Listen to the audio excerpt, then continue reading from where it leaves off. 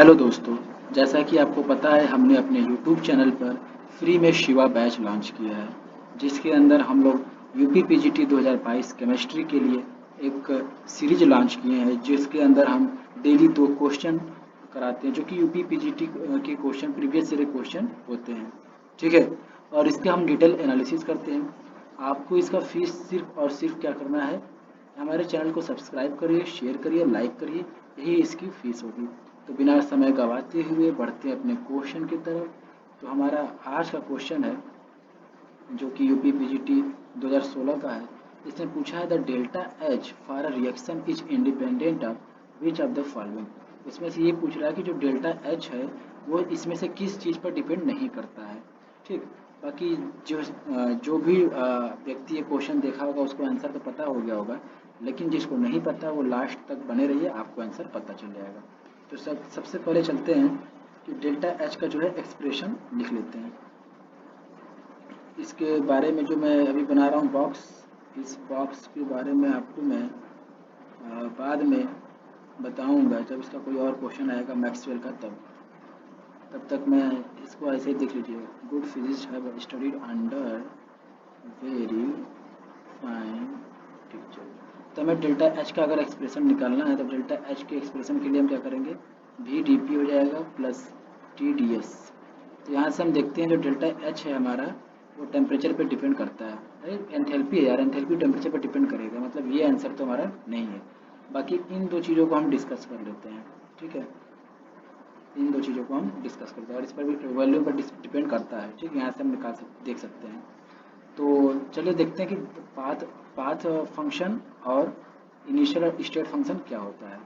ठीक है, जैसे इसको दिखाने के लिए हम बता सकते हैं कि एनर्जी जो होता है हमारा, एनर्जी जो होता है उसको दो तरह से हम दिखा सकते हैं, बता सकते हैं। एक वो जिसे हम स्टोर कर सकते हैं या फिर किसी स्टेट पर होता है वो at any state, at any state. और एक होता है जो मोशन में होता है एनर्जी। ठीक, जो एनर्जी मोशन में होता है। जैसे कि अब वर्क ले लेते हैं। वर्क वर्क को क्या हम कह सकते हैं कि मैंने 4 किलो वर्क रखा है, कभी नहीं कह सकते। वर्क एक प्रोसेस है, तो हम ये कह सकते हैं कि मैंने वर्क 4 जूल मैंने इतना वर्क किया है। तो वर्क क्या है, एक मोशन का पार्ट है। ठीक, ऐसे एनर्जी जो मोशन के पार्ट है वो मतलब स्टेट पर नहीं डिपेंड करता है। मतलब ये है कि मैं 4 किलो वर्क नहीं रखता हूँ, मैं 4 किलो वर्क करता हूँ, ये स्टेटमेंट सही है। और हीट के लिए भी वही स्टेटमेंट सही है। जैसे मान लीजिए एक हमारा कोई यहाँ पे कोई ऑब्जेक्ट है, यहाँ पे कोई स्टेट 1 है, यहाँ पे स्टेट 1 है, स्टेट 2 है। ठीक, मैं अगर यहाँ से यहाँ गया तो मैं क्या कह सकता हूँ कि मेरे पास इस टाइम वर्क इतना वर्क मैंने है मेरे पास, या फिर मैं कह सकता हूँ इतना हीट है मेरे पास। ये दो चीज़ मैं नहीं कर सकता। मैं ये कह सकता हूँ कि मेरी इंटरनल एनर्जी इतनी है, मेरी ये मतलब इंटरनल एनर्जी इतनी है, या फिर मैं कह सकता हूँ इंथैल्पी इतनी है, ये कह सकता हूँ। लेकिन मैं कभी नहीं कह सकता कि मेरे पास इस टाइम वर्क इतना है। तो वर्क जो होता है वो एक पाथ फंक्शन होता है। ये पाथ फंक्शन वर्क और हीट ये जो होते हैं ये एक पाथ फंक्शन होते हैं। ठीक है, बाकी उसके अलावा जो भी आता है आपका, जैसे इंटरनल एनर्जी हो जाता है आपका, गिब्स एनर्जी हो जाता है, EH हो जाता है, और हेल्महोल्ट्ज एनर्जी हो जाता है। ये सब क्या होते हैं आपके स्टेट फंक्शन होते हैं, स्टेट फंक्शन। और ये सब क्या होते हैं आपके पाथ फंक्शन।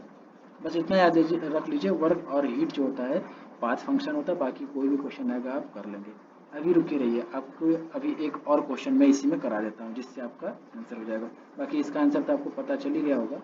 ठीक है, इसका आंसर हो जाएगा आपका the delta H for the reaction independent. तो वो जो होता है पाथ पर डिपेंड नहीं करता है। ठीक, वो स्टेट पर डिपेंड करता है, वो इस स्टेट पर डिपेंड करता है कि हाँ भाई मेरे पास इतनी एंथैल्पी है। ठीक है, अब आगे बढ़ते हैं। तो जैसे कोई भी प्रॉपर्टीज और सिस्टम कैसे कर सकते हैं, तो किसी भी सिस्टम के प्रॉपर्टी फिजिकल प्रॉपर्टीज़ को डिफाइन करना है। ठीक, वो भी ऐसे फिजिकल प्रॉपर्टी जिसको हम लोग मेजर कर सकते हैं। जैसे कोई रो रहा है किसी के लिए, तो आप ये नहीं कर सकते यार तुम्हारे लिए उसने उतना रोया, तो आप कितना रोया भाई, कितना रोया, इसके हम मेजर नहीं कर सकते। तो ऐसे प्रॉपर्टी जिसको मेजर कर सकते हैं उसी को हम फिजिकल प्रॉपर्टी में कंसीडर करेंगे। तो फिजिकल प्रॉपर्टी जो होता है हमारा दो तरह का होता है, एक होता है थर्मोडायनामिक प्रॉपर्टीज और एक होता है नॉन थर्मोडायनामिक्स प्रॉपर्टीज। और थर्मोडायनामिक प्रॉपर्टीज वो होते हैं जो एक स्टेट फंक्शन को डिफाइन करते हैं, और नॉन थर्मोडायनामिक जो वो होते हैं जो स्टेट फंक्शन को डिफाइन डिफाइन नहीं करते। तो यहाँ से आपको ये पता चल गया कि ये यहाँ पर इसका नॉन थर्मोडायनेमिक के एग्जांपल कोई पूछेगा कि नॉन थर्मोडायनेमिक्स प्रॉपर्टीज के एग्जांपल क्या है, तो आप बोल दोगे भैया वर्क है और हीट। और पूछेगा कि थर्मोडायनेमिक्स का क्या है, तो जैसे टेम्परेचर है, तो आप कह सकते हैं ना कि यार मैं आज इतना मुझे बुखार हुआ, तो वो मेरे स्टेट को डिफाइन करता है कि हाँ मुझे बुखार हुआ है, ठीक। मैं इतना वैल्यू है मेरा, ये मुझे डिफाइन करता है, मेरी एनर्जी इतनी डिफाइन करता है, ठीक।